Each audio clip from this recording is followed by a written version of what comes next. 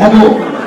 সেই কারণে আমি আপনাদের সকলকে বলবো, ধৈর্য সহকারে পরিস্থিতি পর্যবেক্ষণ করবেন এবং আমরা এমন যেন কোনো কাজ না করি আমাদের কারণে যেন বিএনপির কোনো বদনাম না হয়, আমাদের কারণে যেন বিএনপি ক্ষতিগ্রস্ত না হয়, আমাদের কারণে জনগণ যেন ক্ষতিগ্রস্ত না হয়। আপনারা জানেন, ঈদের দিন রাতে দেশ নেত্রী বেগম খালেদা জিয়া এবং তারেক রহমানের সাথে আমার সৌজন্য সাক্ষাৎ করার দুর্লভ সুযোগ হয়েছিল।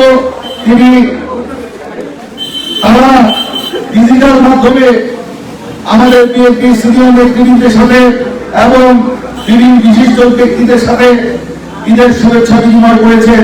সেখানে বেগম খালেদা জিয়া আপনাদের কাছে দোয়া চেয়েছেন। আমরা দেখে অত্যন্ত খুশি হয়েছি। উনি এখন অনেকটাই সুস্থ, তিনি বাংলাদেশে ফিরে আসার জন্য অধীর আগ্রহে অপেক্ষা করছেন। তিনি বলেছেন তার ঈদের শুভেচ্ছা আপনাদেরকে পৌঁছে দেওয়ার জন্য আমি তার ঈদের শুভেচ্ছা, দেশনেত্রী বেগম খালেদা জিয়ার ঈদের শুভেচ্ছা, তারেক রহমানের ঈদের শুভেচ্ছা আপনাদের কাছে পৌঁছে দিচ্ছি। আপনারা তার জন্য দোয়া করবেন, বেগম খালেদা জিয়ার জন্য দোয়া করবেন, তারেক রহমানের জন্য দোয়া করবেন, দেশবাসীর জন্য দোয়া করবেন। ইনশাআল্লাহ আমরা যেন জনগণকে সাথে নিয়ে আমরা সকলে মিলে যেন আমরা গণতন্ত্রকে পুনরুদ্ধার করতে পারি। আর সরকারের প্রতি আহ্বান জানাবো যে কারণ প্রদান করে আপনারা দ্রুত নির্বাচনের তারিখ ঘোষণা করুন, অন্যথায় জনগণকে সাথে নিয়ে বিএনপি তার পথ খুঁজে নেবে, বলার কিছু থাকবে না। যাই হোক, আমি আমার বক্তব্য দীর্ঘায়িত করবো না।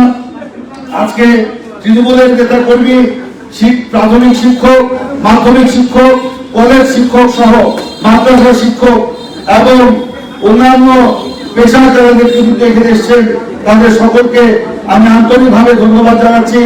আমি দেখতে পাচ্ছি আমাদের শহীদ পরিবারের একজন সদস্য সেখানে উপস্থিত হয়েছেন। আমি তাকে আহ্বান জানাবো এখানে আসার জন্য এবং তাকে দিয়ে আমরা আজকে দোয়া পরিচালনা করার জন্য আমি মনস্থির করেছি। আমরা আসুন, আমরা এই শহীদ পরিবারের শহীদদের ত্যাগের বিনিময়ে আজকে আমরা মুক্ত গণতান্ত্রিক বাংলাদেশ পেয়েছি। আসুন আমরা এই মুক্ত গণতান্ত্রিক বাংলাদেশকে ধরে রাখি এবং বাংলাদেশের মধ্যে, জনগণের মধ্যে শহীদ জিয়ার যে আদর্শ, বেগম খালেদা জিয়ার যে নীতি, তারেক রহমানের যে কর্মসূচি, তা আমরা ছড়িয়ে দিয়ে ধানের শীষের বিজয়কে সুনিশ্চিত করি।